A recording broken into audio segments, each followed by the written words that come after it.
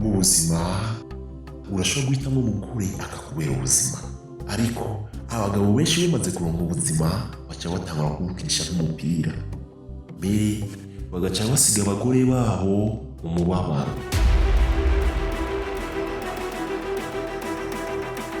Ni biki wewe muri mitwaye indutse? Ubiriza genda wamagare UNICEF iza kugufasha. Je sino kugufasha no gufasha guta atakintu ufise cyo kugufasha.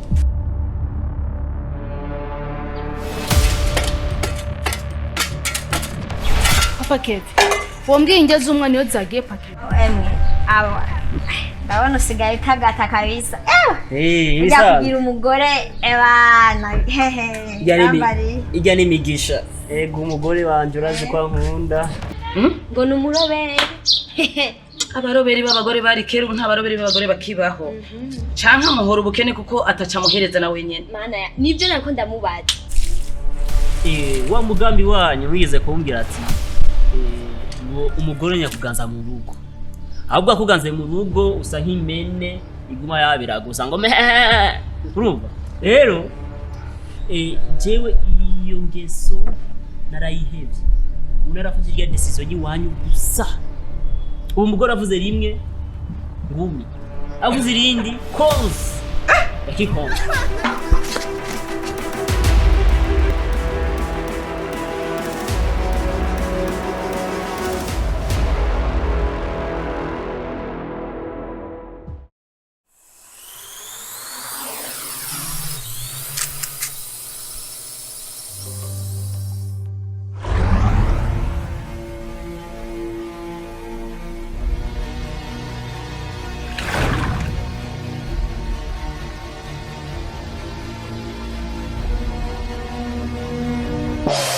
Kaneza mufitani ubucuti buki. Gatatu. Indafise kwa tubwiye ko ari yiwawe. Hari icyo biziko? Inda yiwanje. We, kosa zefise ndashonje kwazi cyambere. Umva iyo nda yiwanje Kaneza we bayifise. Peti acha urofu. Peti yangu reka gufitiriza sha. Je ndakumena umutwe. Ndasara je. Umva je uraboshwe Sara. Je ndakumena jewe. Umviriza jewe byo kuvuga bya Kaneza nibege. Ico nzi cyo gusa. Je abakobwa barankunda sanzwe ndumuhenda isamo. Abakobwa bose ngo ngamura agacimbi. Ibice 60 kwijana ramaze kubonana nawe. Ico ni shambere. Mugabo gukura mu wa mukobwa afise isura y'icataraye nkuma ndabivuga. Nitwigire tubonana na gato ujya arabijya sura yiwe. Avuga mu Burundi. Ko abarundi kazi ko ibeza cha. Naceresha nganye mu intara yiwacu. Aho ngabo basa neza. Petosha kwa msazi. Apana man, I am not crazy baby. I am not crazy. Ndakumena umutwe. Ndakumena umutwe. No motherfucker. Yabwo je gira nigoga sha. Ndakumena umutwe. Ishuri ibibazo ndiko ndakubaza. Tana avuye muri California. Kandi nagakumvura ugo mutwe sha. Aho rwanatagaza umwanya. Uranyishura cyane unyishura. No motherfucker. Fayiro meni kweli. Cyenda kumena umutwe je.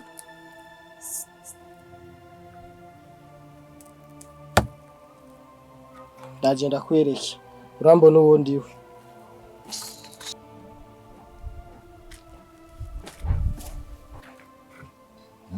Le jamaa ni msasi kabisa kama fenomeno wa buyenzi.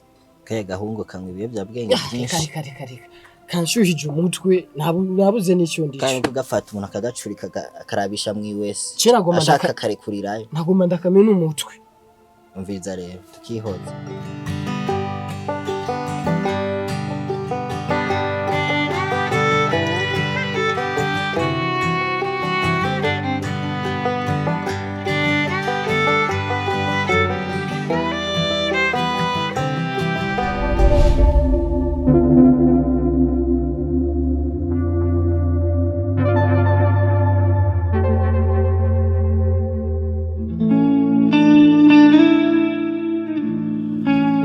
Ndio hivyo.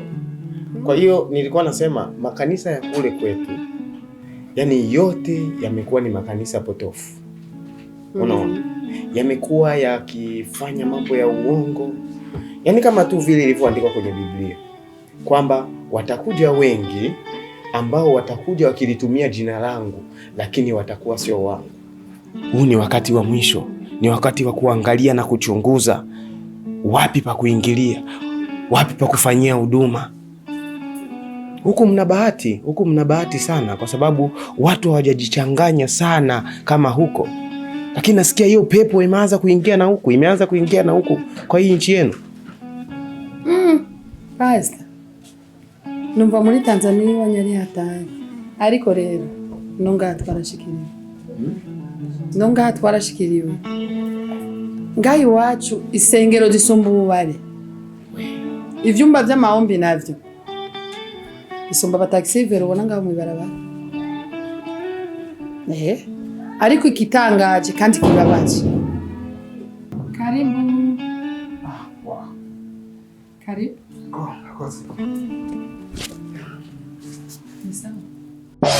Thoma, haya jene nagerageje bahebi yake we bana twarakubise turamugira nabi, mugabo yaranse kuvuga ikintu na kimwe.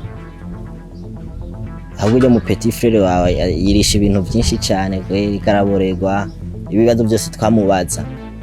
Nujya mu tipe namusize hajya aya ndamubara ati wewe gerageza uburyo bwose umubaze intango n'iherezo, hamuca ukareka kagende kuko turabona karabaye nabi, yari gusanga yakishe.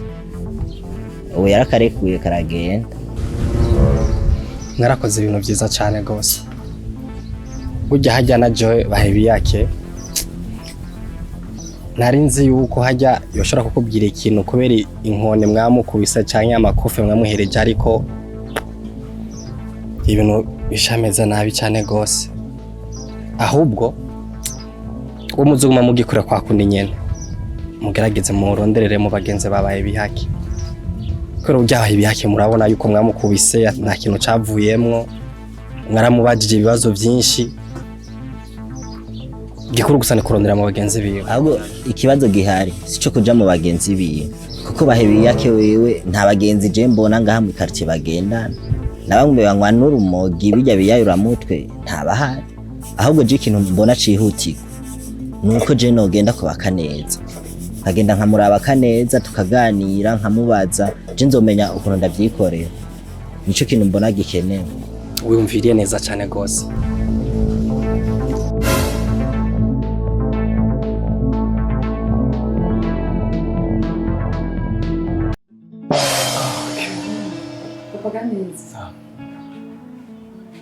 Uyu numu askofu ava mu gihugu cya Tanzania, ni umukozi w'Imana, yaje no mu by'akazi nyine mu mirimo y'Imana. Nico bibora Mari wakabari yacenga kundamutsa, nibaza ko namusubira mu makuru.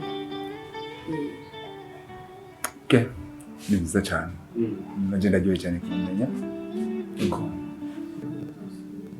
Askofu uyu ni inshuti yanje, ndiko ndagerageza kumwigisha ijambo ry'Imana kugira ngo akizwe nawe yinjire mu muryango w'abakristo. Eko ni sawa, ni vizuri sana, maana njia ni moja tu. Sawa, Biblia inasema hakuna atakayefika kwa Baba bila Yesu. Kwa hiyo kila mtu anatakiwa kumpokea Yesu. Nisingependa nichelewe sana, kwa sababu hapa kuna mtumishi wa Mungu ambaye nilikuwa na mkutano naye na naona mida inaenea na ananiambia kama ameshafika. Kwa hiyo nitakuja kuwatembelea tena. Asante. Asante sana. Mungu akubariki. Karibu tena. Mungu akutangulie. Na nyie Mungu abaki na nyie. Haya.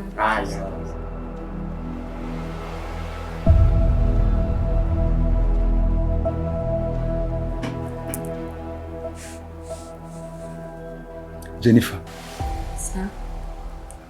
Unambare askofu wawe. Kweli kutamubwiye wondi we. Waje mvuko. Nakubaje n'unyishure. Aho bugize neza kuza.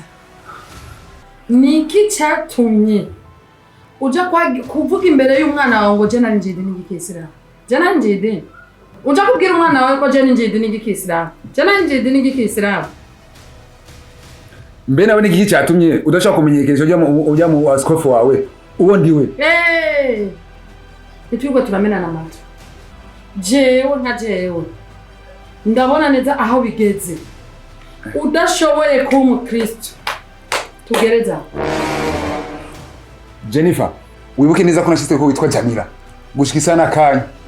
Nta muco ndabironkera. Ariko no musi urahisha n'abashitsi bawe uwo ndiwo jewe. Urinde. None je waruzi ko ndinde.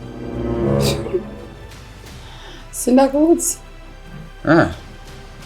Namutazi. Wewe umutima wawe n'ubwenge bwawe buranzi. Iyo ugomba kuburiwe wari kwemera ukinjira idini ry'igikristo ukaba umukristo tukavyumva kumwe tukagira ku murongo umwe. Jennifer, numvise umubarira uriya mu askofu wawe ko ushaka kunyiriza jewe idini mu umukristo. Narakurahiye jewe sinshaka kuba umukristo. Naje sinoba mu Isilamu. Uvyumva vyumviritse. Nta mugabo ahindura idini kubera umugore. Umugore n'atadini afise idini rikiri umugabo.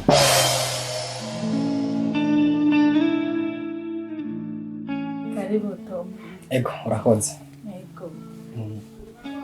Mbe ahantu uba wenyene? Ego, ndahaba jenyene. Wow. Ni heza? Merci. Ikihama narinje kugwanisha iwawe uyu munsi. Inyishu? Yes, ndibaza ko uyu munsi ni umunsi wawe umunezero. Hama ndibaza yuko wararindira iminsi myinshi cyane gose. Kandi byarashitse nibaza waratitaje kuko nagusubiza inyuma sindakuye inyishu sintomora ariko uyu munsi ni umunsi mwiza ndibaza kuri wewe. Mbaye ndashimye. Hama ndibaza sinoshobora guca hariya nino kandi sinoshobora kukwankira kubera cyambere uri mwiza. Uri beautiful na gentle handsome boy. Nkaba nzi yuko handsome boy na beauty ni ibintu bibiri by'amabikunda kuba biri hamwe nkuko jewe nawe. Ego hama byukuri nabyo nagukunze. Gusa umunsi mpisemo kubikubwira kandi ifuza yuko ushobora kwakira urukundo rw'iwanje. Thoma. Ndazi ko ari kurangenzura. Kuko abahungu ndazi ko mwemera mubonye. Nakarurazi ko witwa Thoma. Kandi batoma beshe bemera babonye. Okay, kuba umunda ni byiza. Nanje urazi ko ndagukunda. Ariko nomenya gute ko umunda? Kuranyumva Jennifer. Umva ndakubwira. Nta mugore yemera nka jewe. Yohindura idini kubera umugabo. Umugabo unamuhabwa n'Imana. Imana izo mu mugabo, Imana ifite abagabo benshi. Jennifer. Sawa. Ndagukunda cyane. Ariko nagenda ndakubwira ijambo rimwe.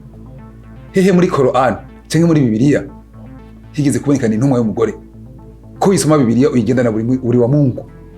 Wo muitondana mu rushengero. Je Quran yama mu biganza kila misi. Nico ndavuga ati utemeye kuba umuyisilamu kazi. Jennifer. Wibuke neza ko atawjena nakwemereye ko ngiye kuba umukizo. Mbabarira.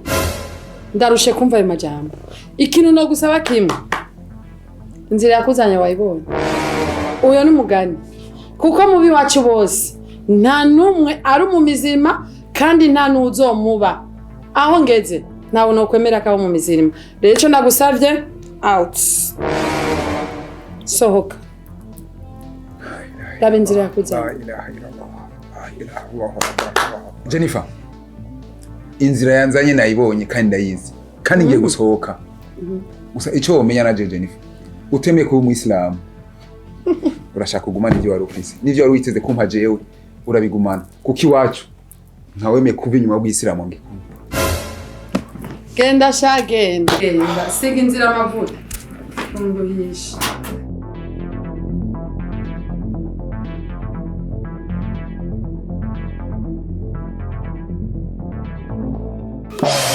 ariko baze ko ndagukunda nanje ndagukunda vuma kandi nawe nimba nyemereye ni byiza cyane nanagomba heza inzu ndayibonamo jenyine sibyo je nibaza ko ibintu ngira bigiye kugenda neza. Tom, nokomezwa n'iki ko unkunda by'ukuri? Dodo, karibu ku mwanya w'urukundo, azi gukunda, azi kurera, azi kwitaho.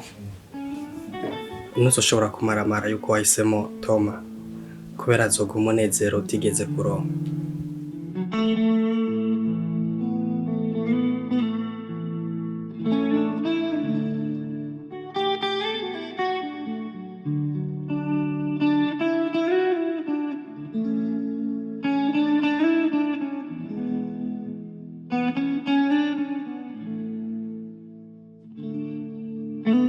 Mu buzima urashobora guhitamo umugore akakubera ubuzima, ariko abagabo benshi bamaze kuronka ubuzima baca batangura kumukinisha nk'umupira, mbere bagaca basiga abagore babo mu mubabaro.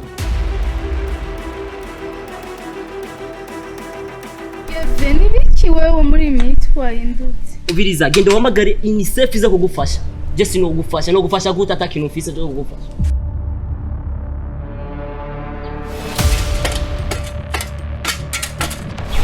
Paketi. Wambwiye ingeze umwana iyo zagiye paketi. Abo. Ndabona usigaye utagata kabisa. Bisa. Kugira umugore ebana. Ijya n'imigisha. Ego umugore wanje urazi kwa nkunda. Ngo numurobere. Abaroberi b'abagore bari kera nta baroberi b'abagore bakibaho.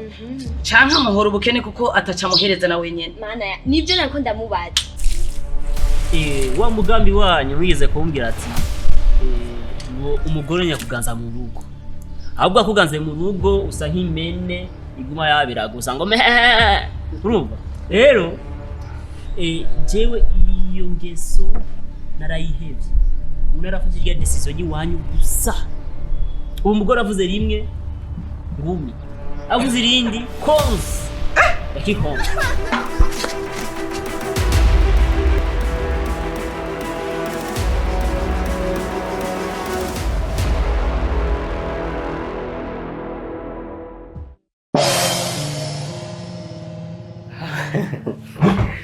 Ego mutima wanje murakoze cyane kandi ndabashimiye cyane ko waramushoboye kumpa akazi kandi ndagishimiye cyane. Hama buri nimwigore buri meze neza meze neza.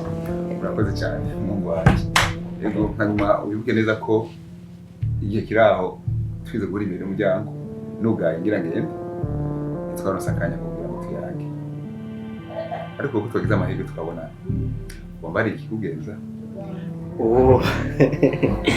Nongeye kubashimira ubwira kandi kubona mushoboye kumpa umwanya kandi mukaniza umwanya buri biranezereye cyane. Hajya nuzo uburyo yagiyewe nezerewe muri umwanya. Hama mutama ndafise ijambo rimbake ku mutima wanje. Hajya abarundi bari yamaze ngo akajambo kakugoye ni cyiza kugaserura, kandi hajya ushaka kugira ingwara arayirata. Muta birashobora kuba atara kimwe na kimwe wowe uzi hagati ya jewe na Kaneza. Kaneza umukobwa nkunda cyane, umukobwa wawe namukunze kuva kiri ku ishuri, ariko mu buryo nashoboye kuba ndi hafi yiwe gerageza kumukurikira ntiyashoboye kunyemerera cyane ko mu mwanya nanjye tuje mu rukundo nawe. Yamakunda kumbwira ko afise umukozi wiwe, afise umukozi wiwe yitwa Thoma yagiye hanze.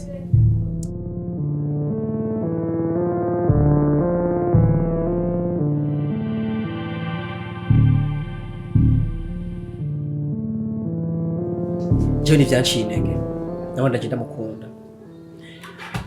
Muta ikimbabaje muno munsi nuko gushika n'uno mwanya Kaneza asa nk'umuntu ataraja ku murongo neza. Ego muto kandi nariyemeje yuko nzoshobora kumuraba kuva hasi no gushika hejuru kumwitaho muri vyose ntayo bafise imbanyi.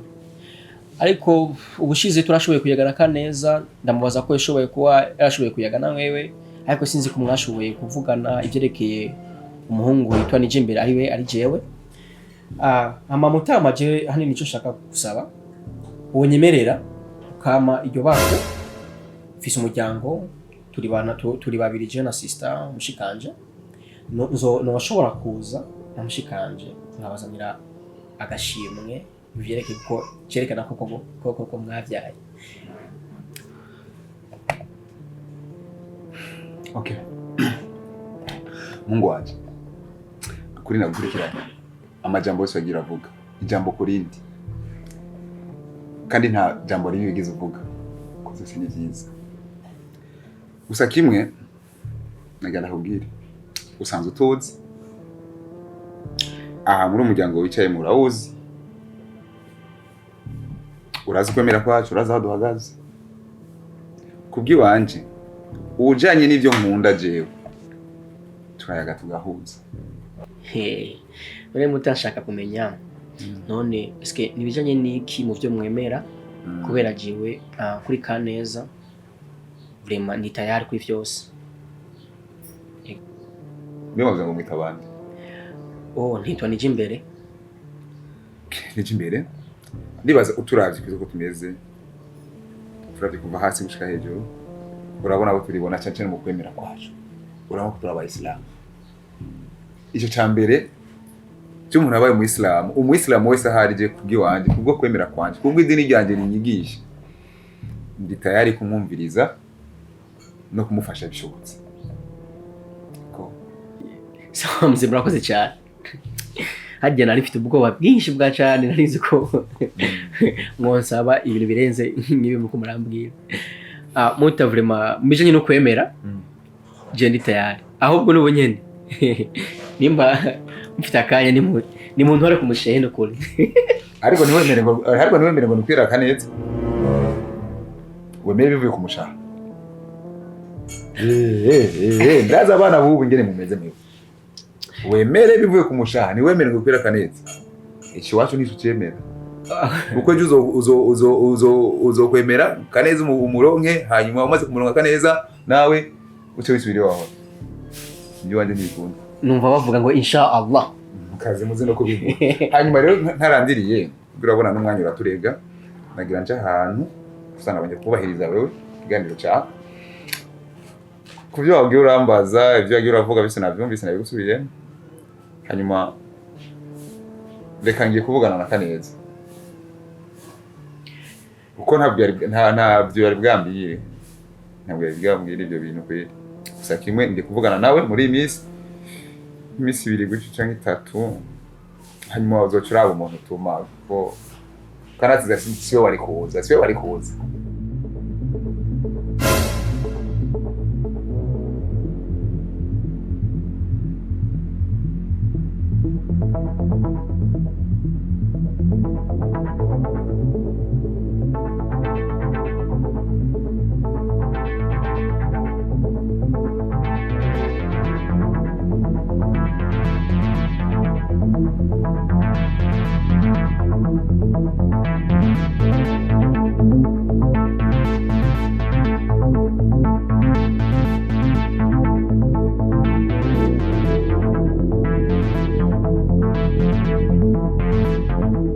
Ora musazi. Meze neza. Sawa musazi. Sawa amako mpagarise ngaha hano kuri zuba twasa. Oya nabwo tuzinanya ahubwo ndakubonye zananye kwa muyomba wanje papa Kaneza. What? Je ndi muvyara wa Kaneza. Wow, I'm so good. I'm so happy to see you bro. That is it. Ahubwo ngaha hari izuba duhagarare ngaha ayi tuganire gato. Ntari ivyo. That is good. Hama bro, abarire gatonya. Wambwiye ngo wewe uri muvyara wa Kaneza. Eko ndanezerewe hama. Nimba utanze ikintu Nijimbere? Nijimbere. Nakumvise kuko nari ninjiye indani sanga muri ko muraganira na muyomba. Bica bisaba yuko ntobacira mu biganiro byanyu kidasohoka. gusa nayo numvisemwo kimwe yuko ugomba uzane inkwano kuri Kaneza. Bro ndaneze cyane hama gutera uratera inkuru cyane hama nyuso wowe witwa nde? Nitwa Ntare. Wow, Ntare. I'm so happy to meet you bro. Nene bro. Ko wari wativye none kumushira mu nzu. Inda yarigeze mu mezi 6 kandi ndari iwawe. Kumushira mu nzu. What are you saying bro? None ubizi gute kwijyana ibari wacu? Kaneza turayaga ndi muvyara wiwe hari ibintu byinshi byibanga vyiba kunda kumbwira. Yashoboye kumbarira ko bamuteye cyane. Wow. Naribi hama nimba ari ivyo uvise njya nyene ego koko kwijyana ni wacu. Hama nkuko wambonye ndi kumwe no muyomba wawe akuko nyine umbwiye. Ego dokoto yaga ivyerekeye inkwano. Hama nama nifuza kumenyana n'umuryango wa Kaneza ngamenya musaza witamye mu vyara wiyumva byo byose namba nabyifuza kubona n'igitsina cy'umuhungu ariko Imana ikoze ivyayo nshoboye kukubona ndanezerewe cyane hama nizere ko dushobora gufashanya gatonya hagati ya Jibu nawe kubera ndabikunda Kaneza ndibaza ko nkuko wambwira mu vyara wiwe shanga rero Kaneza umuyage bisharike hagati umwereke the way ndamukunda hama je nitari vraiment. Oya ivyo ntugira ikibazo ivyo ndaza kubigukorera ahubwo wewe fasha nimero yawe ya telefone. Inzoza nakurondera ko wama namba nimero yanje kandi ayigwe na kibazo. Ego ni combien 68 baba. Okay sawa. Hama nyene nizo ziwawe ni jimbere. This is my number.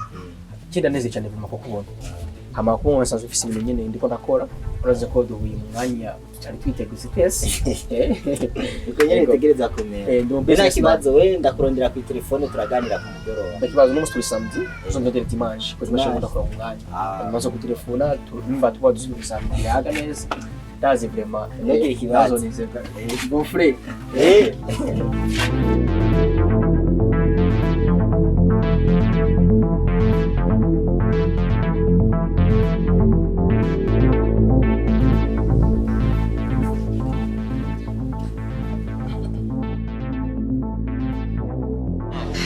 none ivyerekeye inda wabimenye gute?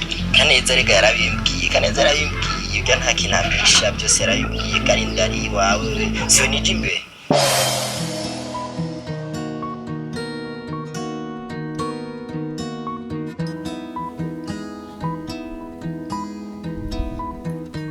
Hello? Wamumenye. Okay, hama ubu ndi bize gatonya ariko turabonana.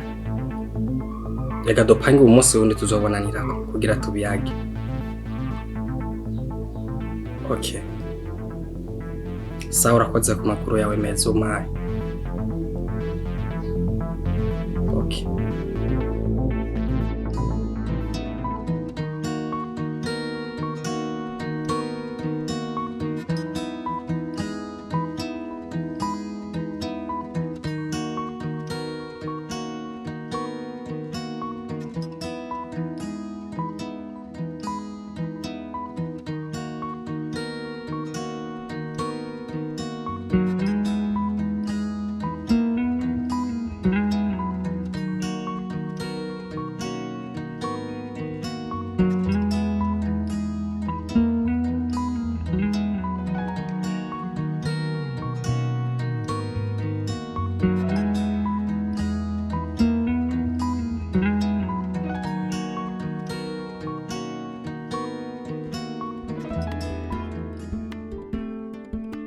Niki cyatumye uja kuvuga imbere y'umwana wawe ngo jana njide n'igikesera jana njide nawe ndakubaza niki cyatumye udashobora kumpresenta my god uri goye sawa canke umugore bashobora guhurira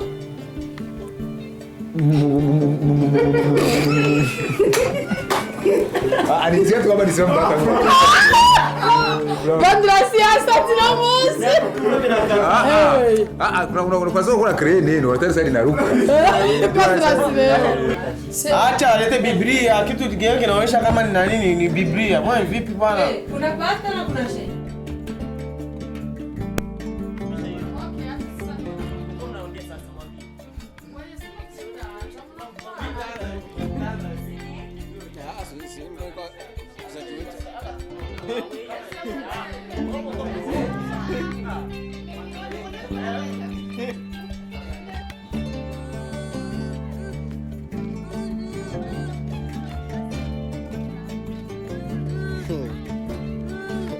Franklin.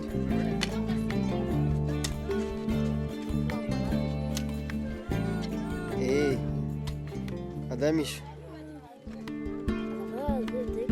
Não? Itika? Ya, turi kumwe na timu Gawige. Ikipe ikomeye cyane. Ikupira kazi cyane kabisa. N'abantu barimo tugerageza gukora joro n'umutaga. Tugerageza gushimisha abantu benshi. Buri mane kuri turakora kabisa nitujyama. Turakora cyane. Abani babasani bacu bafitiza.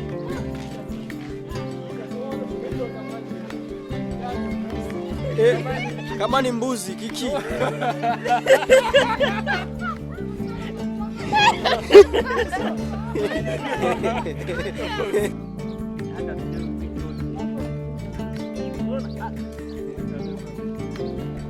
Ya. Nigga say 1 2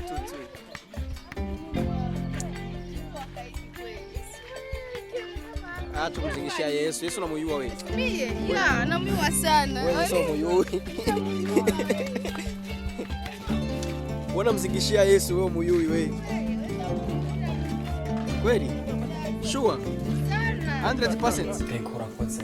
Mbe ahantu uba hovi waba. Hii nini nasema hivi? Ikirudia. Tunasema hivi. Wibutse yego. Huyu ndo anamkubalia. Huyu anamkubalia, huyu ni mama mapenzi. Sasa mbona macho yake? Ani wawe chagere kwa vile. Atakuwa feeling. Ah,